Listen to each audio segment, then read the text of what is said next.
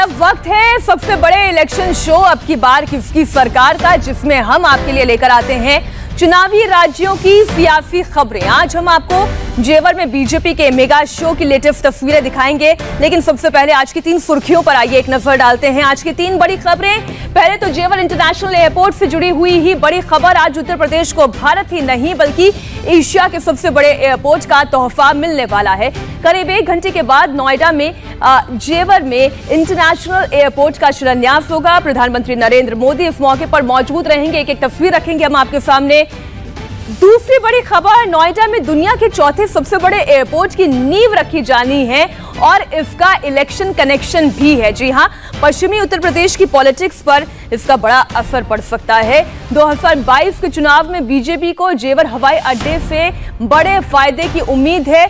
हम पश्चिमी उत्तर प्रदेश की बात करते हैं तो आप जानते हैं हम जाट लैंड की बात करते हैं, इसकी डिटेल रखेंगे आपके सामने। लेकिन उससे पहले आज की तीसरी बड़ी खबर, उत्तर प्रदेश में आज सियासत का गुरुवार है। जी हां, जेवर में प्रधानमंत्री का मेगा शो होने वाला है तो सीतापुर में रक्षा मंत्री राजनाथ सिंह बीजेपी के बूथ सम्मेलन में हिस्सा लेने वाले हैं, जबकि अखिलेश यादव की लखनऊ और ओवैसी की जौनपुर में रैली होने वाली है। ये तमाम खबरें होंगी आपके सामने, लेकिन सबसे पहले बात करेंगे आज की महत्वपूर्ण खबर की। जेवर एयरपोर्ट की हम बात करेंगे। उत्तर प्रदेश के नोएडा से विकास की नई उड़ान की आज आधारशिला रखी जा रही है। थोड़ी देर में प्रधानमंत्री नरेंद्र मोदी यहां पर पहुंचने वाले हैं, शिलान्यास करेंगे। एयरपोर्ट के भूमि पूजन के बाद प्रधानमंत्री मोदी एक बड़ी रैली भी करने वाले हैं। जेवर एयरपोर्ट उत्तर प्रदेश का 5वां अंतर्राष्ट्रीय हवाई अड्डा होगा, इंटरनेशनल एयरपोर्ट होगा।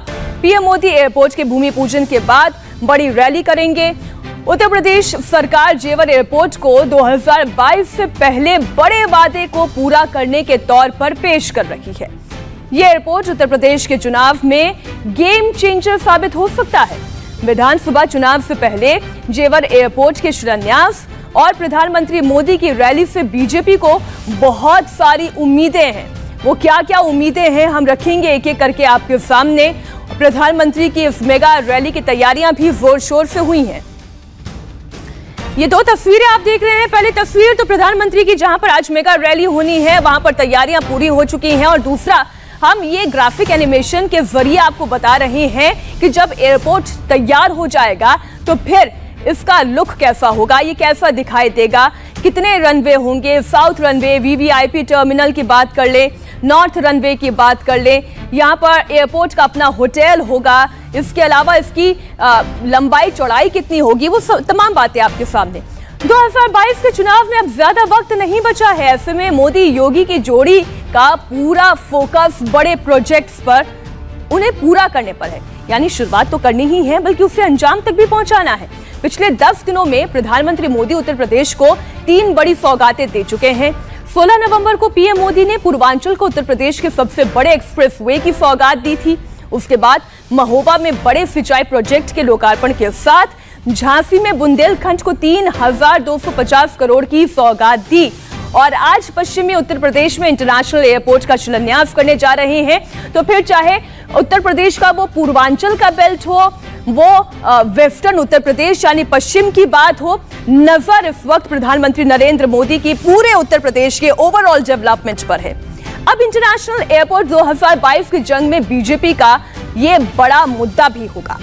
वेस्ट यूपी, जिसे जाटलैंड भी कहते हैं, वहां जाट और मुस्लिम वोटर्स निर्णायक भूमिका निभाते हैं।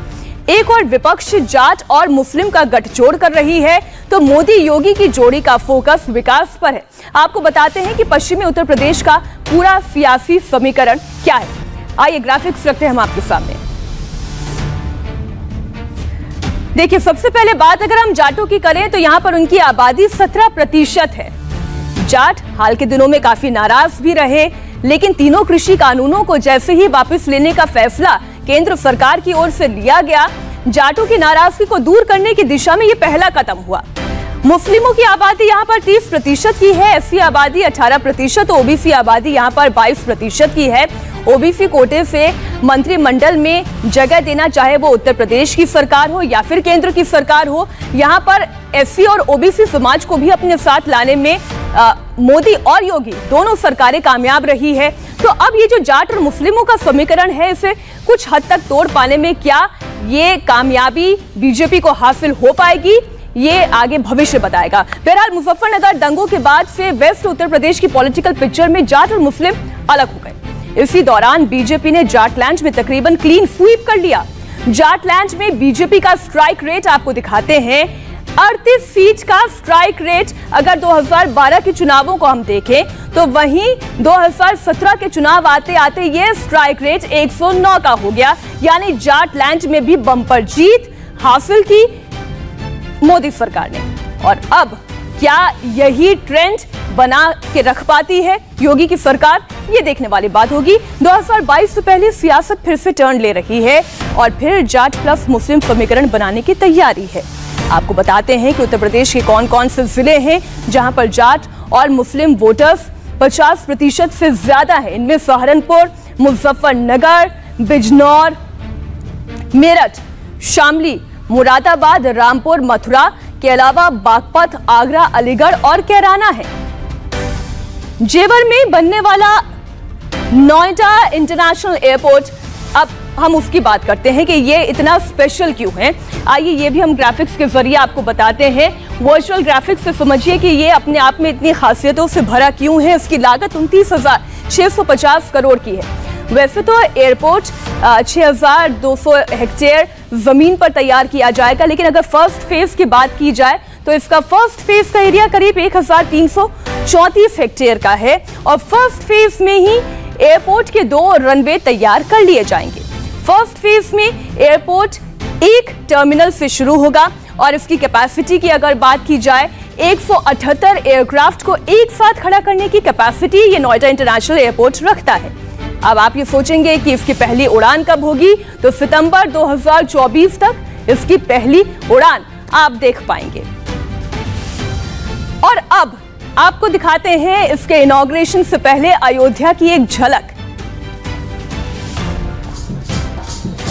जिस अयोध्या की झलक की हम बात कर रहे हैं, जो हमारे अयोध्या की या हम ये कहें कि जो हमारे देश की संस्कृति है, उस देश की संस्कृति को यहाँ पर रंगारंग कार्यक्रमों के जरिए दिखाया जा रहा है। तो जो फोक कलाकार हैं वो यहाँ पर लोक कलाकार अपनी अपनी प्रस्तुति दे रहे हैं। एक खास तरीके का उत्साह इस जेवर इंटरनेशनल एयरपोर्ट के शिलान्यास से पहले देखा जा रहा है और ये उत्साह इसलिए क्योंकि जब ये एयरपोर्ट बनकर तैयार होगा तो इस पश्चिमी उत्तर प्रदेश के 30 जिलों में इसका सीधा सीधा असर देखने को मिलेगा, रोजगार का सृजन भी होगा। हमारे साथ संवाददाता पवन नारा मौजूद हैं, इसी कल्चरल प्रोग्राम को वो कवर कर रहे हैं, आज के इस बड़े इस मेगा इवेंट को वो कवर कर रहे हैं। उनकी एक रिपोर्ट आपको दिखाते हैं।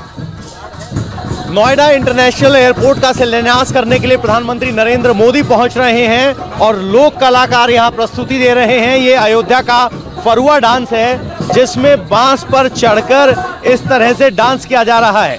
तो फरुआ डांस की ये कला लोगों का मन मोह रही है। अब यूपी की कला संस्कृति को ग्लोबल उड़ान मिलने जा रही है। यहाँ मथुरा और ब्रज में डांस की परंपरा रही है, लेकिन इस तरीके से यहाँ अयोध्या का फरुआ डांस आप देख रहे हैं और ये जश्न है आकांक्षाओं की उड़ान का, नए एयरपोर्ट का। पश्चिमी उत्तर प्रदेश का ये एयरपोर्ट कहा जा रहा है कि एशिया का सबसे बड़ा एयरपोर्ट होगा और उसी के जश्न के मौके पर अभी ये लोग फरुआ डांस कर रहे हैं। कैमरामैन जहान शर्मा के साथ पवन नारा, इंडिया टीवी। तो ये डांस सचमुच अलग है, संस्कृति है, कला है जो पहले पटल पर नहीं दिखती थी। उत्तर प्रदेश की पॉलिटिक्स में मुलाकातों का सिलसिला जारी है और थोड़ी देर पहले बाहुबली विधायक राजा भैया ने उत्तर प्रदेश के पूर्व सीएम मुलायम सिंह यादव से मुलाकात की। इस मुलाकात के बाद राजा भैया ने ट्विटर पर ट्वीट भी किया, लिखा, आदरणीय नेताजी से काफी समय बाद भेंट हुई, आशीर्वाद मिला, भावुक पल। आपको बता दें कि राजा भैया कुंडा से निर्दलीय विधायक है। उन्होंने जनसत्ता दल के नाम से अपनी पार्टी भी बनाई। पिछली अखिलेश सरकार में राजा भैया कैबिनेट रैंक के मंत्री भी थे। ये ट्वीट हम आपको दिखा रहे हैं, आदरणीय नेताजी से काफी समय बाद भेंट हुई, आशीर्वाद मिला, ये एक भावुक पल है। इसका मतलब आप समझ रहे हैं, 2022 में क्या एक बार फिर से साइकिल की सवारी करने के लिए राजा भैया तैयार हैं? इशारा तो कुछ ऐसा ही मिलता है, लेकिन इंतजार कीजिए। अब सवाल उठता है कि क्या राजा भैया 2022 में अखिलेश के साथ जाएंगे। इसे लेकर सवाल किया भी गया, तो राजा भैया ने क्या कहा आपको सुनाते हैं। आदरणीय नेताजी से बराबर हमारी भेंट होती रहती थी। कोविड के कारण उसमें व्यतिक्रम आया नहीं हो सके और हर जन्मदिन पे हमेशा आते रहे। इस बार जन्मदिन के दिन हम बाहर थे तो प्रणाम करने, अपनी शुभकामनाएं देने आए। इसके कोई और नहीं। संवाददाता रुचि कुमार हमारे साथ इस खबर पर जुड़ गई हैं। रुचि, क्या संकेत लें हम इस तस्वीर से? देखिए, ऐसा है कि राजा भैया से मुलायम सिंह के बहुत पुराने ताल्लुकात हैं। जब मुलायम सिंह 2003 में उत्तर प्रदेश के मुख्यमंत्री बने तो मायावती की सरकार गई थी और मायावती ने राजा भैया पर पोटा लगाया था। तो मुलायम सिंह ने सरकार बनने के बाद जो पहला फैसला किया था वो था कि राजा भैया पर से पोटा हटाया जाएगा। लेकिन अखिलेश यादव का जहां तक सवाल है, जिनको ये फैसला करना है कि राजा भैया समाजवादी पार्टी में आएंगे या नहीं आएंगे या किसी तरह का कोई उनसे अलायंस होगा, उनसे रिश्ते राजा भैया के खराब हैं क्योंकि राज्यसभा चुनाव हुआ था और राजा भैया ने एक तरह से अखिलेश यादव को पसंद दिया था कि उनका वोट समाजवादी पार्टी को जाएगा, लेकिन वोट उन्होंने बीजेपी को दे दिया था जाके और फौरन मुख्यमंत्री योगी आदित्यनाथ से मुलाकात की थी। तो तब से उनके रिश्ते दोनों के अच्छे नहीं हैं।